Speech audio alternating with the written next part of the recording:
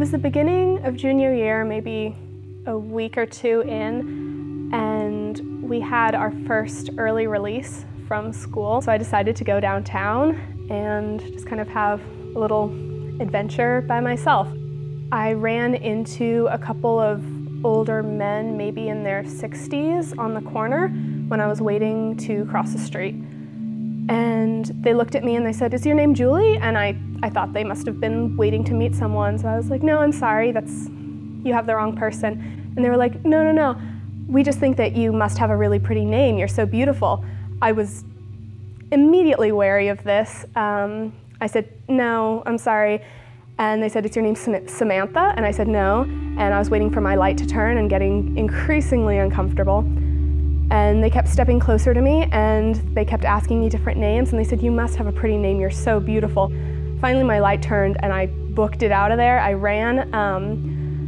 This man who had watched the whole thing, he looked at me and he was like, "Well, it was a nice thing for them to say anyway," which really kind of caught me off guard because I had assumed that any reasonable onlooker would have realized how wrong that was for two men who are 5 decades older than me to continue to talk to me like I was someone that they had known for a long time and was involved with them.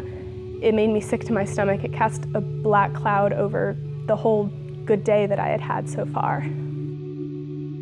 I was sexually assaulted by my neighbor when I was little. I was about 3 or 4. And my neighbor got me like one of those plastic wrapped dilly bars from Dairy Queen, like the ones dipped in cherry. And I ate it and I was like so happy and it was like, this is so nice of this person to get me this ice cream in summertime. My neighbor was standing and leaned down and touched my chest and I just remember her telling me how beautiful I was. And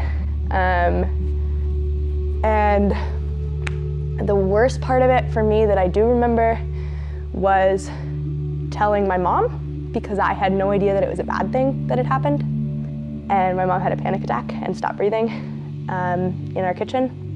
And I had to call 911. It has like really, really affected my life.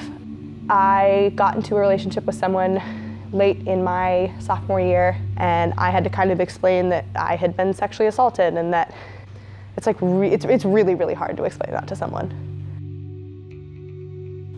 So I was in 8th grade and I was dating this guy and I was super excited because that's how you are when you're in 8th grade. And I remember like we used to like hold hands all the time and it was super exciting. And we went to Oaks Park. All through that day he was like, "Let's go have sex in the bathroom of Oaks Park." And I was like 13 and I was like, "No, ha ha ha, like I'm gonna go on this ride or I'm gonna go do this or go do that." He was like, "Oh, let's come take pictures in this photo booth." And my other friend was in there and so I was like, "Oh, okay, that's fine." And I was sitting on his lap and I just like kind of like felt his hand on my waist and I was like, "Oh, this is fine, this is like what people do when they take photos." And then it like crept lower and I was like, "Oh wow, okay, haha." And I like pushed his hand away and I was like, "Let's not do this right now." And it kept happening. And so I was like sitting there and like, I don't know, it was like weird like stroking, but it was super uncomfortable and I was super upset about it. And my friend was sitting right next to me and I was like, "Stop, stop, stop." And like he wouldn't stop and she just like sat there. She didn't really do anything. Like I was being held on his lap with one hand and like sort of weirdly like rubbed with the other. And I just remember like crying a bunch and not understanding why I felt so horrible about what just happened, but just knowing like I did not want that to happen at all. And it felt weird because we were dating, so like I should have wanted that. I'm 14 and I haven't even started high school. She's 16, she's gonna be a sophomore. From the first time we hang out, she was already very physical. She was all over me, doing stuff I'd never done before. She crawled on top of me. I'd never gone as far as past making out with anyone before this. Already she had half of her clothes off and I had no idea what I was doing. That continued for a couple more weeks, and increasingly every day we would do more. Most of the stuff I hadn't really even ever thought about.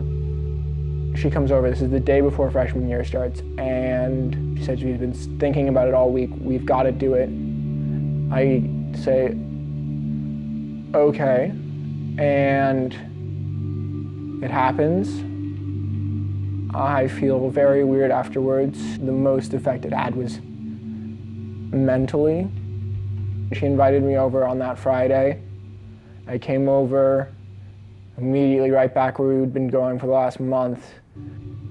This time I very firmly said no. I was like, well, can we do other stuff? I'm comfortable doing other stuff. I'm uncomfortable doing this. And she's like, no, we're gonna do this. And so we did it again, and I felt humiliated. I was scared. I was visibly shaking afterwards and during it. I don't know why she didn't stop.